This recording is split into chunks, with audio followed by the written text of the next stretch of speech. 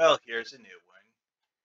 Something that you have probably never heard of. This was a print and play board game that was published in 1934 in a magazine.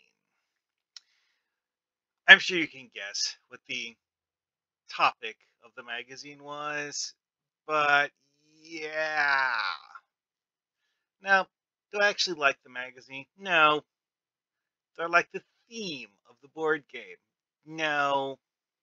However, it's one of those things where I looked at it, it's like, someone actually went to a significant amount of work designing an actual board game that they could do as a print and play published in a magazine.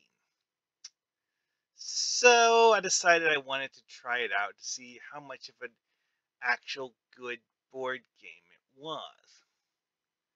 And I have to say that the rules, while incredibly simple, are reasonably solid. It has an interesting mechanic where if you go with the original version of the method of moving, you either move 2 or 4 spaces each time it's your turn. Total between up to 4 pieces. So you could actually move each of your pieces 1 space, all 4 of them on your turn. Or you could move 1 piece 4 spaces. But that's only if you get a 4. If you get a 2, well, you split the 2 movement points between um, up to 2 pieces because you can't, really split them 4 ways when you only have 2 points to go around. Most of the rules here, or how to play thing, it's not really rules. Like, this is rules, these are rules, the rest of it's not rules. This is about how to make pieces to go with the game board, because that's the only part they actually print is the game board itself and these instructions. Also, alternate rules for a different method of moving, which I have to admit the basic method they have in there is rather slow. However, this game kind of wants you to move pieces in pairs. And when you have either 2 or 4 spaces as your move each round, that's easier than if you do a random number from 1 to 6. I do find it odd that they do the random number from 1 to 6 when the original movement rules is either 2 or 4. But whatever. Anyways, though, well, you could, in theory, just use a 6-sided dice with this. Obviously, it didn't come with one because it's a print and play in a magazine. You'd have to, find your own dice. But presumably, that would be a viable option. I'm actually using a d6 for the random rolls. I'm just going with, if it's a low number, I move 2. If it's a high number, I move 4. And let's do a few rounds just to see how this works out. Because quite frankly, this is actually a rather complicated board design. That's what actually caught my attention with this, is I look at the board and I'm like, this is a board that has rules etched in the fabric of the board. And made me curious about how the game was to be played. And this is enigmatic directions on page 255. Yeah, that was this. Anyways, though, so the hashed spaces, like these here, you cannot move a single a piece across them. You have to get 2 pieces bunched up in front of it, then move both pieces across as a pair. This is what I was talking about earlier when I said that it wants you to move pieces around the board in pairs. It forces you to with these spaces. Now, one thing that's notable about this is that there are no rules in this at all for impeding or obstructing other players. So it's all about being smart about moving your pieces around the board as quickly as possible. And honestly, the logic of how you do that is rather simple. So in the end, whether you win or lose comes down more to who gets more high rolls than the other, honestly. Doesn't really have a huge amount of strategic depth. I mean, is it a playable board game? Yes. Are the rules interesting? Yes. Strategic depth? Kind of lacking. Anyway, let's do a few rounds just to look at. Oh, yeah, also, these are interesting because of the fact that it moves 3, which is a lot more than what you would even get for a normal movement. However, one thing to consider here is that because of the way that the split dice movement rule works, see, it's like you roll, you get either a 2 or a 4. You choose how many pieces you're going to move uh, from 1 to 4, if you've got a 4 anyways. You could actually move all 4 of them one piece space each, if that benefits you. However, that means that if things like this, you can actually just, like, oh, your pieces are here. Like, you have 2 pieces here. 1, 2, boom. You're functionally able to choose how many spaces each of your pieces goes up to a certain amount. So avoiding the negative spaces, like the go back 3 spaces ones, is actually rather easy. Although it might force you to have your pieces temporarily split up.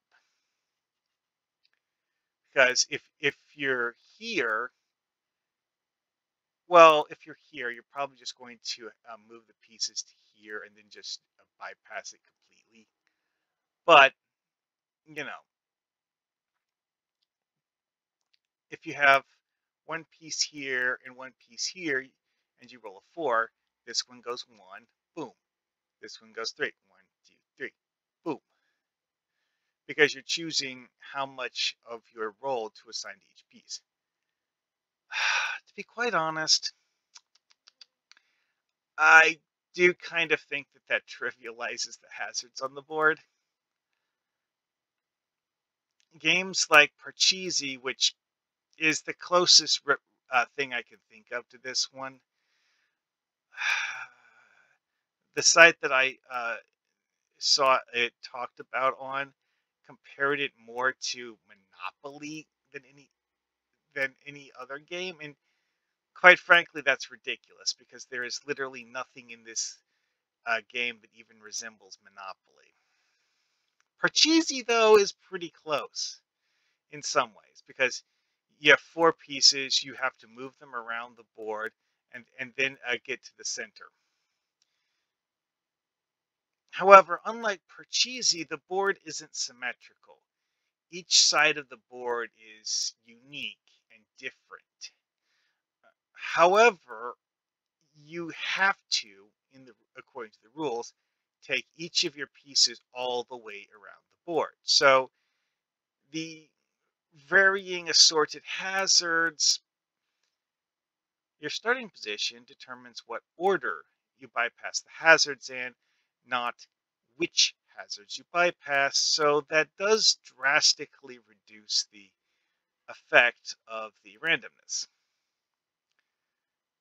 Or the imbalance, I guess is a better way to put it.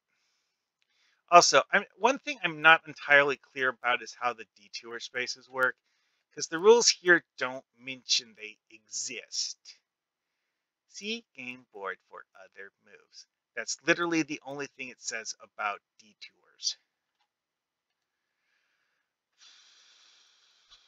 And one of the detours is attached to a blockade space. What? My initial thought on how detours were supposed to work is that it only affects you if you land on the detour. Like if you're here and you move to here, then you're forced to go up. instead of going forwards. Or like if you're here and you land on here, then you're forced to go this way and then come back this way. However, that doesn't make sense when you look at this space. I'm wondering if the actual logic behind detours was that it's functionally a wrinkle in the board layout. Although honestly, what's the point if when you could just, add another space and draw the board so that it doesn't look like you can go straight ahead? Then again, this was made as a propaganda stunt, so it's entirely possible that's intentional. Whatever. Anyway, though, also there's the fact that a lot of the obstacles in this are intentionally made to be bypassed by just playing around them. Anyway, though, let's do a few turns. I'm just going to go with uh, uh, clockwise order: north, east, south, west. Okay, north gets a 4, so put 2 pieces. Okay, I can have 1 piece move up to 4, or all 4 pieces move 1, or something in the middle. 1, 2, 3, 4. Cool. Or 1, 2, and then this moves me ahead 3, 1, 2, 3. Yeah, that seems good for north. Is this again? What I was saying earlier is like, is this fair? Well, you see, everyone else is going to have to get to this later. So I got a 4 for east. However, I can't actually just move past this. So what I'm forced to do is literally take all of my pieces, stack them here, and then wait until next turn and hope to get a 4 next turn. Or I'm stuck and can't do anything. And the same is true for the south player. The south player only gets a 2, so takes 2 pieces and stacks them here. West player. The West has some similarities in having one of these blockade things close to their uh, entrance points. Actually, that's an interesting thing. So North is the only one that doesn't. So honestly, I would say that East and South are somewhat disadvantaged by this because of the fact that they could, in theory, get in a situation where they're forced to miss a turn early game. The others are not. I mean, in theory, anyone could be forced to miss a turn due to those, though, so, Anyway, all right, I got a 2. So, 1, 2, 1, 2, 3. So I was saying about how sometimes doing the optimal thing might force you to split up.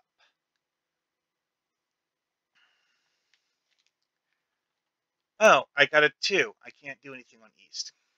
South. South got a 4, so South is going to have these pieces bypass the obstacle. West got a 2. Ooh. I'll just move pieces out. Can't really do anything. North got a 4. Ooh. 1, 2, 1, 2, 3.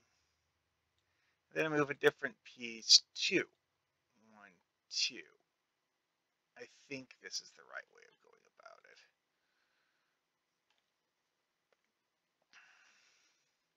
Honestly, one of the issues with having a super slimmed down version of rules like this is that you... Hang on. What? No. Control Z. Anyway, it doesn't have detailed explanations. And that one, I got a 4. So finally get to bypass that. And... Alright, got a 4 here. However, I don't have anyone ready to jump the obstacle, so I'm going to use 2 points to move these, and then 2 points to move these onto the slide. That's what I was saying about optimal choices. This game's all about optimizing how you handle things, not so much about any kind of grand strategy. It's all about exploiting opportunity. Well, I got a 4, so I can move two pieces to here. Right. Okay, I got a 4. Okay, so if my understanding is correct, so 1, 2, 3, 4. I think that's the right way to do that. Yeah, vague rules means that you will probably end up with people house ruling this because of the fact that they can't be certain what the right answer actually is. All right, got a 2, so I'm going to put these here so that they're ready to bypass the obstacle if I get a 4 next turn. Otherwise, I might get blocked. All right, got a 4. So these pieces will bypass the blockage. Or blockade, whatever. North. 2. Okay, move this one too.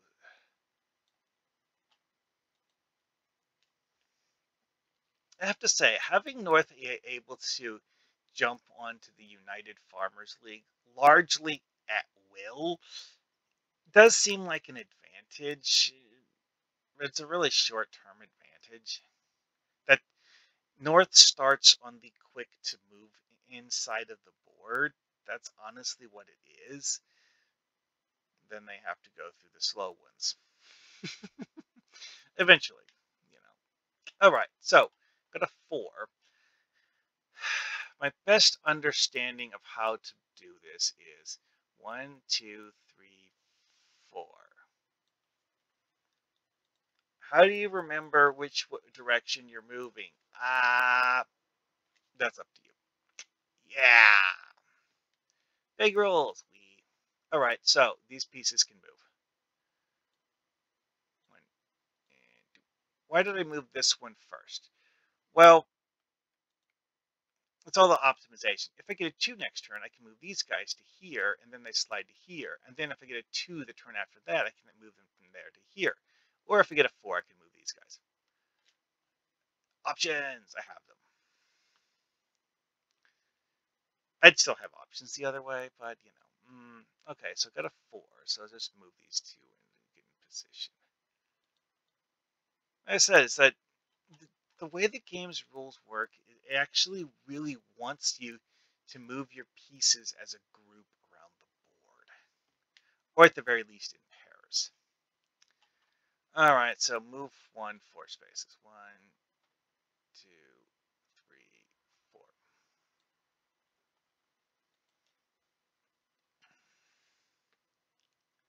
Okay, move 2. I'm just going to move this to like finish that because, quite frankly, having them in different states of here is no, thank you. The thematic elements of this game board are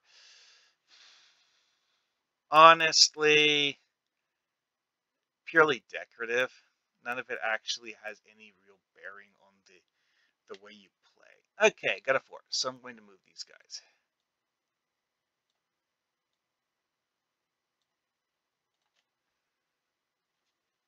The actual rules of this are somewhat interesting in terms of the mechanics of how you play being different and not the same as most other board games. Got a 2, so I'm going to just have 2 of these guys jump on this.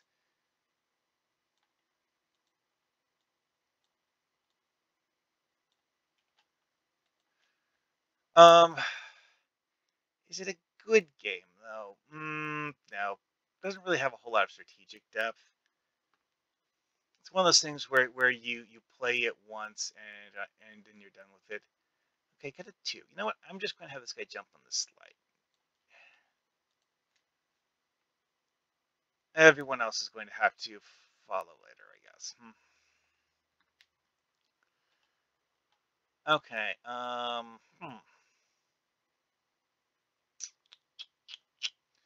Yeah, you know what? These guys jumping onto the slide. Yeah, that seems like the best use for this too. West literally has everyone in the same spot. Surprisingly common with the way the rules are worded, though. Okay, got a 4, so I'll just move 2 guys over here. Because like it's either a 2 or a 4. And so I'm guaranteed to be able to just have them jump on this and move later. North. 2. Okay. 1, 2.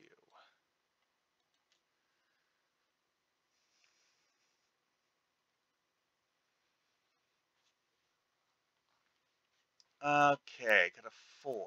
Um, 1, 2, 3, 4. This is basically the same thing I did last time.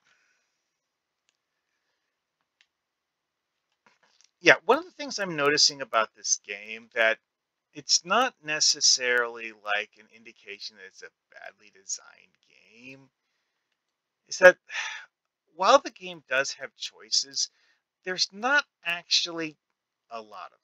So it goes back to what I was saying earlier about how it doesn't really have much strategic depth. There are choices, there are decisions. There's just very simple, obvious ones. Okay, so that's a 4. I've used 2 of it. You know what? I'll just leave these in a pair. Whether I get a 2 or a 4 next turn, I'll be able to use it for something. Okay, got a 4. So 1, 2, 3, and then there, and then 1, and then go there. That aspect of the rules on this is actually something that is genuinely interesting. Because like with Parcheesi, you know, like you roll the dice, you get a 1 and a 3. You choose 2 pieces to move. One of them moves 1, one of them moves 3. You don't have the option to move more than 2 pieces, or just simply move 1 piece, all of it, if I remember right. Anyway, I haven't played Parcheesi in years. Kind of vaguely remember. Anyway, so this time I have a 2, so 1, 2. South. South gets a 2. Can't move these. Have to move these. I guess I'll move. It doesn't really matter if I move them one at a time or not, honestly. So I'll move this one here. And then he goes 1, 2, 3 over to here. Almost to spread out his east pieces. Alright, got a 2.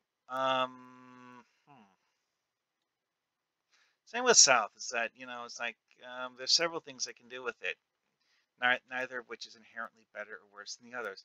Because one thing that's notable about this, and different from the way Parcheesi works, is that this game has no rules about the number of pieces you can have in a single space. In theory, you could have all 16 pieces in the same space. How you would manage that would require you to literally be stalling and intentionally moving your pieces onto a space that makes them move back 3. Only way I can think of to actually make that happen. All right, got it. Okay, so I'll just move one of these 2.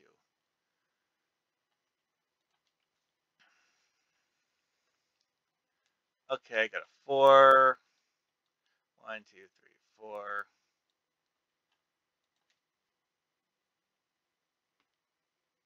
I've got a 4 here too. Okay, so I'm going to get these guys out.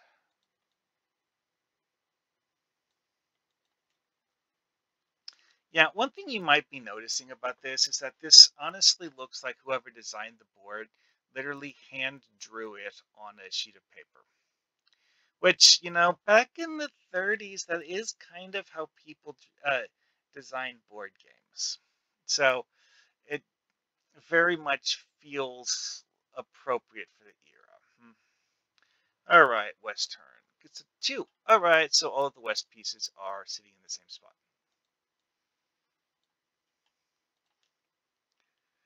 North. Two. Okay. Ooh, this guy won, and this guy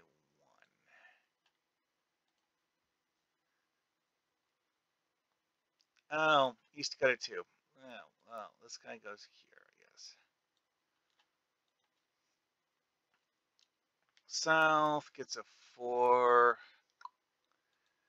Yeah, I could move each of these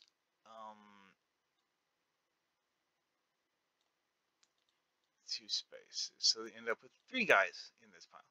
That is actually an interesting point that I just thought of, is that there really isn't a whole lot of difference between the slide ahead and move and go ahead three spaces.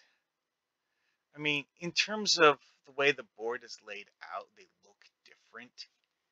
But the real difference between them is that slide ahead is functionally three spaces used for a special effect, whereas the jump ahead, well, the person who designed this paired the jump ahead and jump back spaces.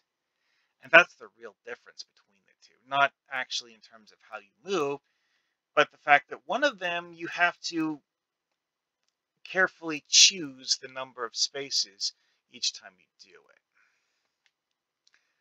it. I got four. All right. So, let's see here.